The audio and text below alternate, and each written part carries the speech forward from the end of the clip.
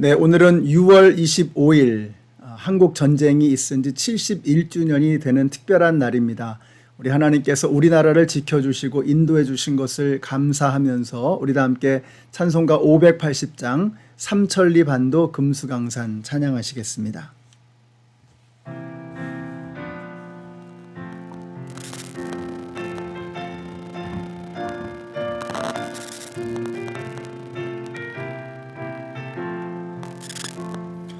삼천리 반도 금수강산 하나님 주신 동산 삼천리 반도 금수강산 하나님 주신 동산 이 동산에 할 일 많아 사방의 일꾼을 부르네 곧 이날에 일 가려고 그 누가 대답을 할까 일하러 가세 일하러 가 삼천리 강산 위에 하나님 명령 받았으니 반도 강산에 일하러 가세 삼천리 반도 금수강산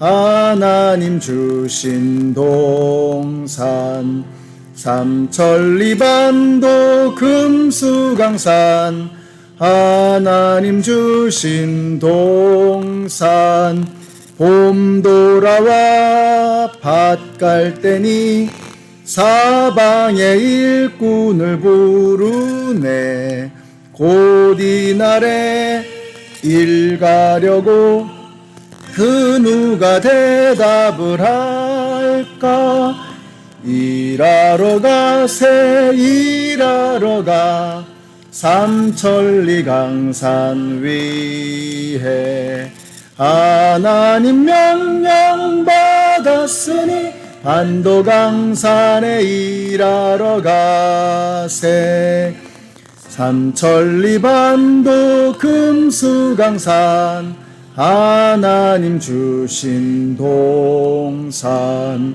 삼천리 반도 금수강산 하나님 주신 동산 곡식 익어 거둘 때니 사방의 일꾼을 부르네 곧 이날에 일 가려고 그 누가 대답을 할까 일하러 가세 일하러 가 삼천리 강산 위에 하나님 명령 받았으니 반도 강산에 일하러 가세 아멘. 오늘 우리에게 주시는 하나님의 말씀은 출애굽기 38장의 말씀입니다.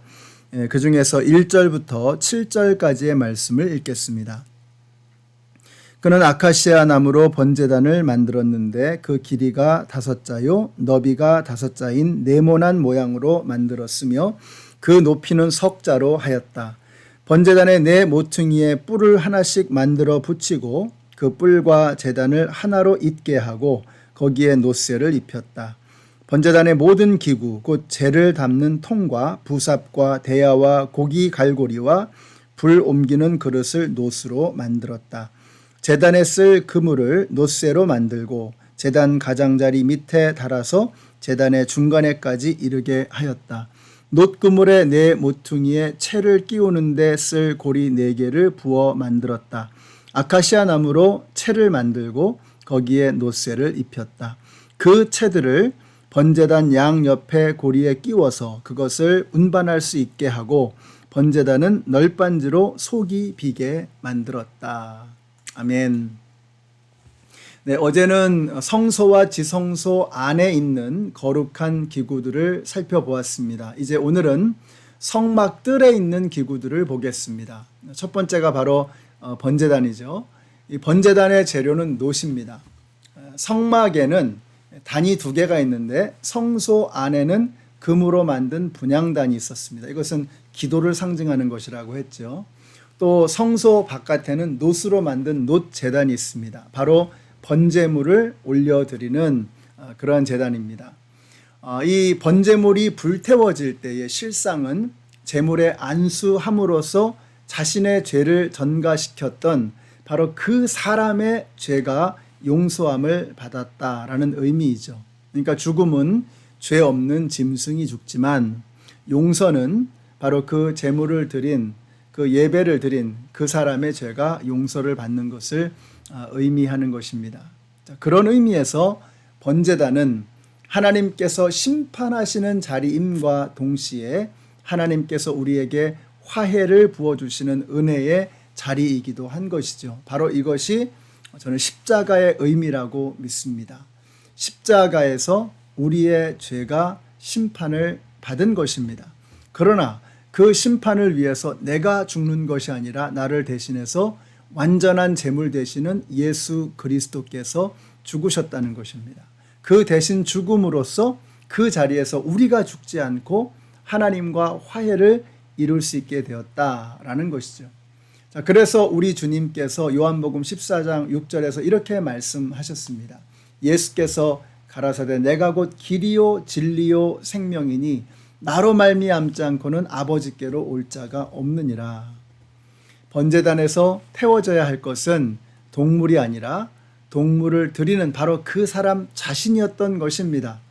마찬가지로 십자가에서 죽어야 할 사람은 죄 없으신 예수님이 아니고 바로 죄 많은 저와 여러분이라는 이 사실을 다시 한번 기억함으로 오늘 우리가 하루를 살아가면서 하나님 앞에 송구함을 느끼고 아들을 주신 그 하나님의 은혜에 감사할 수 있는 저와 여러분이 되시기를 바랍니다. 두 번째 기구는 물두멍입니다. 이것도 놋으로 만들었는데요. 특별히 어떤 놋이냐? 성전에서 일하는 8절에 보시면 그는 물두멍과 그 받침을 놋쇠로 만들었는데 그것은 회막 어귀에서 봉사하는 여인들이 바친 놋 거울로 만든 것이라. 성전의 회막에서 일하는 여인들이 바친 그 놋 거울로 이 물두멍을 만들었다는 것입니다. 이것은 영적으로 굉장히 깊은 의미가 있습니다. 여러분, 물두멍이라고 하는 것은 죄를 씻는 것입니다. 그래서 제사장들이 일을 하기 전에 먼저 물두멍에서 손과 발을 씻고 그리고 주님을 섬기는 것이죠. 자, 그런데 그 재료가 뭐예요? 회막에서 일하는 여인들의 놋거울로 만들었다는 것입니다. 놋거울은 자신의 얼굴을 또 자신의 그 겉모양을 아름답게 꾸미기 위해서 필요한 재료였던 것이죠. 자, 그런데 그 놋으로 그 재료로 물두멍을 만들었다는 것입니다. 자, 무엇입니까? 더 중요한 게 무엇인가? 우리의 겉모양을 깨끗하게 하는 것이 아니라 속을, 내면을 아름답게 하는 것이 더 중요하다라고 하는 여인들의 믿음의 고백이었던 것이죠. 우리 연합장로교회 성도님들이 이런 마음으로 오늘 하루를 살게 되시기를 바랍니다. 우리가 우리의 겉모양을 꾸미는 것, 패션도 멋있고 또 겉모양도 아름답고 좋은 것이죠. 그러나 여러분, 그것보다 더 소중한 것이 있다는 이 사실을 우리가 잊지 말아야 합니다. 우리가 겉모양을 아무리 멋있고 아름답게 꾸밀지라도 속이 썩어 있으면 그건 썩은 것입니다. 우리 연합장로교회 성도님들이 겉이 아름다운 것처럼 여러분의 내면이 하나님이 보실 때 거룩하고 깨끗하고 아름다운 참된 아름다움을 지닌 우리 성도님들이 되시기를 우리 예수님의 이름으로 축원합니다. 9절부터 20절까지는 이제 울타리를 쳐서 성막들을 만드는 내용입니다. 울타리는 이 길이가 100규빗이고 또 이 넓이가 50규빗입니다. 이게 직사각형으로 되어져 있는 것이죠.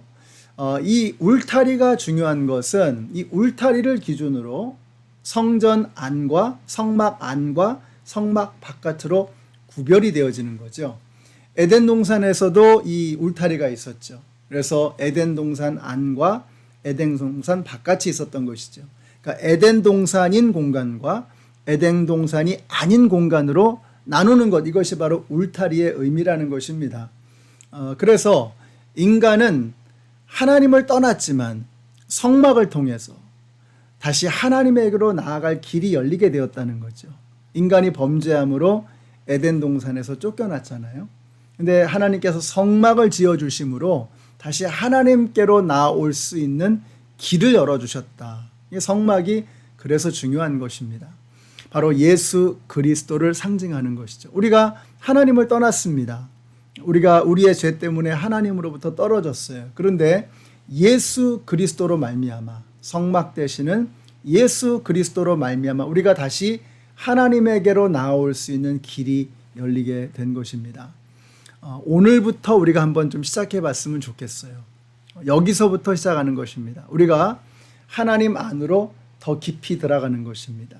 그 안에서 우리 자신을 돌아보고 거룩하고 깨끗한 심령으로 하루를 시작하는 것입니다. 하나님의 임재 안에서 우리가 우리의 몸과 마음을 깨끗하게 하고 주님께서 기뻐하실 만한 그런 하루의 삶을 살아가는 거예요. 오늘 저와 여러분이 어디를 가든지 그곳에 하나님께서 함께 하고 계십니다.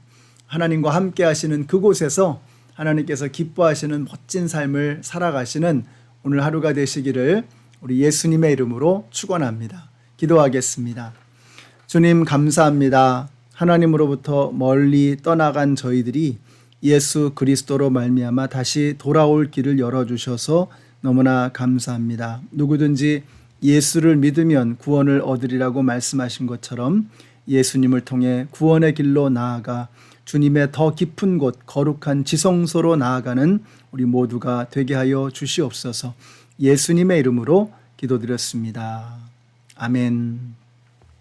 네, 사랑하는 성도 여러분, 하나님이 계시는 곳이 지성소입니다. 오늘 여러분의 삶의 자리가 하나님과 함께하는 거룩한 지성소가 되시기를 우리 예수님의 이름으로 축복합니다.